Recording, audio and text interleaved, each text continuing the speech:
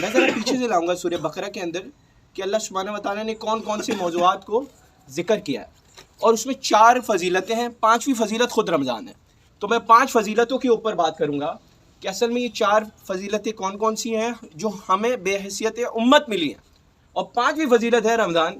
جس کے اوپر ہم بات کریں گے، اور انشاءاللہ اس کے اوپر پھر یہ بھی بات کریں گے کہ پھر ہمیں کیا کرنا چاہیے اس مہینے میں۔ تو اگر میں پہلی فضیلت کی بات کروں، بھائیو دیکھیے پہلی فضیلت جو ہے وہ مسلمانوں کے لیے کیا ہے؟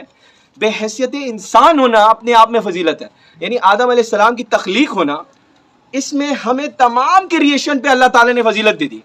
صحیح ہے؟ ہمیں بہترین کریشن بنایا، یہ بہت بڑی بات ہے، یعنی کہ فرشتوں کو کہا جا رہا ہے سجدہ کرو، لیکن اس تخلیق کے باوجود ایک ساتھ چیز آئی ہے، اور وہ ہے سزا جزا،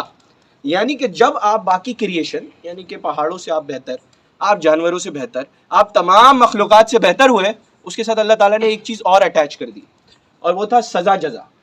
یعنی آپ کے لیے مشکل کر دیا۔ فضیلت تو ملی لیکن مشکل بھی کر دیا، کیونکہ فرشتوں نے کیا کرنا ہے اینڈ میں؟ انہوں نے عرش پہ رہنا ہے اللہ سبحانہ و تعالیٰ کے ساتھ، کوئی حساب کتاب نہیں ہے۔ اسی طرح باقی ہے جانوروں کے ساتھ بھی جو معاملہ ہے، اینڈ میں انہوں نے مٹی ہو جانا ہے، لیکن میرے اور آپ کے ساتھ، انسان کے ساتھ یہ معاملہ نہیں چھوڑا۔ یہ فضیلت تو دی کہ اسے اشرف المخلوقات بنایا، ساتھ ہی ساتھ جزا سزا کا کرائیٹیریا دے دیا۔ دوسری فضیلت جو ہمارے لیے ہے وہ یہ ہے کہ ہمیں اس ہدایت کا آخری حصہ دیا گیا، ہمیں قرآن دیا گیا، اور قرآن کا مخاطب ہم ہیں، یعنی کہ باقی انسان جو پہلے گزرے ان سے ہم افضل ہو گئے، کیونکہ قرآن باقی کتابوں سے افضل ہے، صحیح ہے؟ تو یہ دوسری فضیلت ہمارے اوپر آ گئی کہ ہم صرف انسان نہیں ہیں، انسان ہونا اپنے آپ میں فضیلت ہوئی۔ دوسری فضیلت یہ آ گئی کہ ہمیں قرآن دیا گیا جو کہ باقی کتابوں سے افضل ہے۔ قرآن کی فضیلت کی وجہ سے ہی بھائیو رسول اللہ صلی اللہ علیہ وسلم امام الانبیاء ہے، صحیح ہے؟ آپ صلی اللہ علیہ وسلم افضل ترین نبی ہیں، تمام انبیاء کی امام ہیں، اور آپ صلی اللہ علیہ وسلم قرآن کی وجہ سے افضل ٹھہرے، کیونکہ آپ صلی اللہ علیہ وسلم کو قرآن دیا گیا، اور اس کی وجہ سے آپ صلی اللہ علیہ وسلم کی فضیلت سب سے بڑھ کر ہے انبیاء کے اندر، رسولوں کے اندر۔ اب آپ صلی اللہ علیہ وسلم اور قرآن دونوں اس امت کو ملے، ان دونوں کے مخاطب ہم ہیں، یعنی قرآن کے مخاطب ہم ہیں۔ اس وجہ سے تیسری فضیلت جو ہمیں ملی ہے وہ یہ ہے کہ ہم باقی تمام انسانیت اور انسانیتوں میں جتنے مسلمان گزرے ان میں سب سے افضل ہیں، اور اس کا ذکر ہوتا ہے قرآن میں۔ اللہ سبحانہ و تعالیٰ فرماتے ہیں مومنوں، جتنی امتیں یعنی قومیں یعنی لوگ پیدا ہوئے ہیں، تم ان سب سے بہتر ہو کہ نیک کام کرنے حکم کرتے ہو اور برے کاموں سے منع کرتے ہو اور اللہ تعالیٰ پر ایمان رکھتے ہو۔ یہ ذمہ داری جو وحی کی تھی، جو آپ صلی اللہ علیہ وسلم کی رسالت کی تھی، وہ تو تکمیل ہوئی، لیکن جو پوری دنیا تک اسلام کو لے کر جانا ہے،